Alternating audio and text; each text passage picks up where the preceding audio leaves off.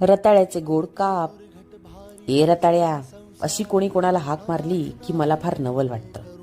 कोणाला चिडवण्यासाठी रताळ्यासारख्या पौष्टिक कंदमुळाचा शब्दप्रयोग बिंडोक म्हणून कसा प्रचलित झाला असेल कोणास ठाऊक. असो, सध्या नवरात्राचे उपवास चालू आहेत. त्यात गरबा खेळून थकून सतत शेंगदाणे आणि तिखट पदार्थ खाऊन पित्त खवळतं. बाजारात ताजी रताळी पाहिली आणि ती घरी आणून रताळ्याचे काप बनवले.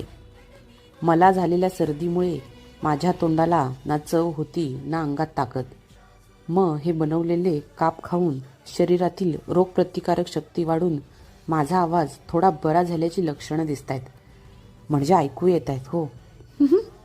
खरंच तर तुम्हीही जीवनसत्व अ आणि क असलेल्या रताळ्याचे काप बनवायला घेताय ना.